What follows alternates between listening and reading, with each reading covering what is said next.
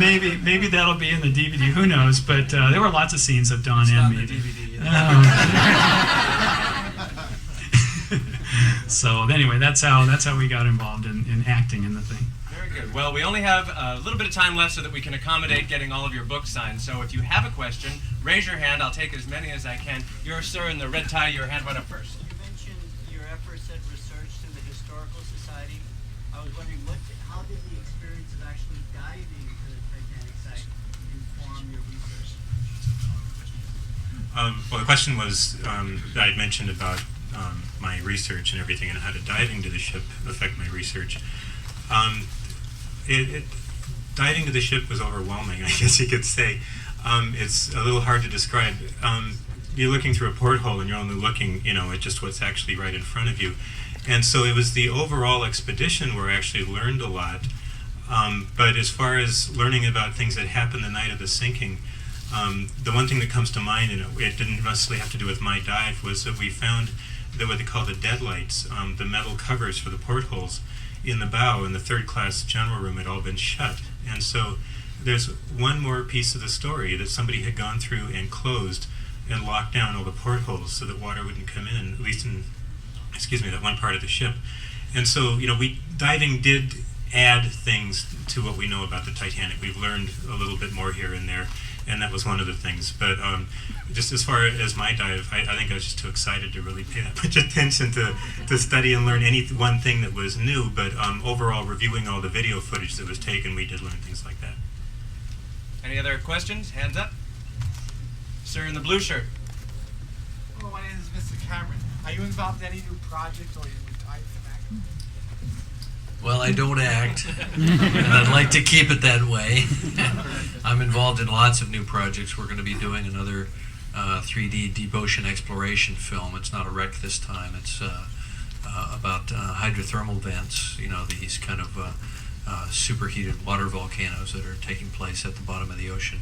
And I have a theatrical film coming up that we start next January, which will come out in the summer of '05, which we're also going to shoot in 3D.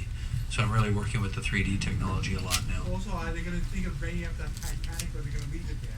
I think we'll probably just leave it there. What do you think, Ken? Leave it there? Last question, sir. Yeah, perhaps you could comment about how the site has changed from the time when Ballard discovered the Titanic until now, given all the relics that have been brought up for display in museums and so forth. Did everybody hear the question? How has the site of the Titanic changed since it was first discovered, and given all the artifacts that have been brought up by the recovery teams? I'll deal with the last part first, and that is that despite the 6,000 plus artifacts that have been recovered by RMS Titanic Inc. since 1987, on my 4 dives, I passed over a significant amount of the debris field at various points, approaching the stern section or the bow section and so forth on these dives. And I seldom saw anything that looked as if it had been disturbed. You do see sub-tracks here and there, little skid marks from the skis, as it were, that are on the bottom of the subs. But and you could see little spots where things had been touched or something might have been removed. That's maybe 5% of the time. The rest of the time I was just amazed at how much debris is out there, how many incredible, wonderful, beautiful things that have not even been touched, and for all I know have not even been discovered or seen before. That's the debris field. As far as the ship itself, there is significant deterioration since it was found in 1985 and first photographed by Bob Ballard in 86 closely from a submarine. And you can, it's best if you just read the book. You'll see a lot of what's happened to the ship. The upper decks are a very thin steel compared with the hull itself, and those thin decks, which are only about 1/4 of an inch thick, major holes are opening up, and it's collapsing down onto A deck. And the officers' quarters roof and over the Marconi room, for example, has quite a few holes in it now that simply weren't there in 85 and 86. So we've been able to do a lot of comparison with that early imagery, and the ship is there's no doubt about it, it is deteriorating. Yeah, I think the rationale for us imaging the inside of the ship is that because the ship is breaking down, we think of it as kind of this eternal thing at the bottom of the ocean. Now that it's been discovered, it's almost like it's imprinted in our collective consciousness as the wreck, the way we see it in the movies or in Ghost of the Abyss or whatever. But obviously, eventually, it's just going to be a mound of rust on the bottom of the Atlantic. So the rationale for going inside and imaging it using our robotics is that the ship was not photographed, as Don mentioned earlier, when it existed above water. They didn't expect it to sink 4.5 days into its operational life. I think they assumed that they'd photograph it in New York when it got there, or as it made its various crossings. And so most of the photos you see are actually pictures from the sister ship, Olympic. And so we have an opportunity with these vehicles to go in and actually see what was inside Titanic, which has never been known. Now, I'm not going to go back and redo the movie to make the sets 100% accurate. I'll settle for the 97% accuracy that we seem to have now.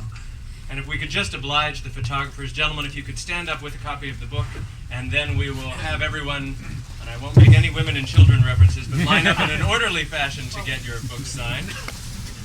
One moment, please.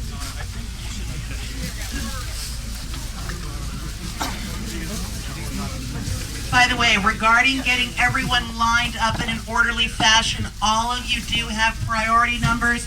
There is a taped line on the floor where the red thing starts right there, where the red is on the white.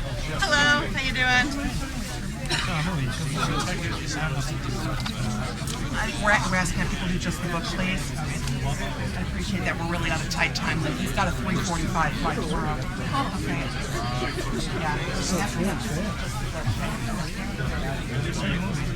Which one?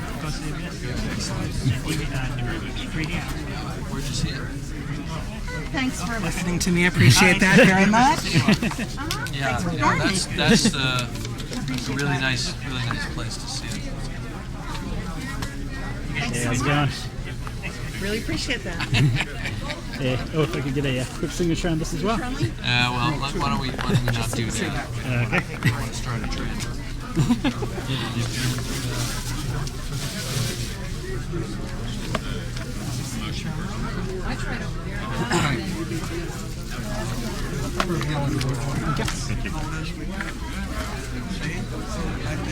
Because the woman isn't there right now, that's why. No, she is there.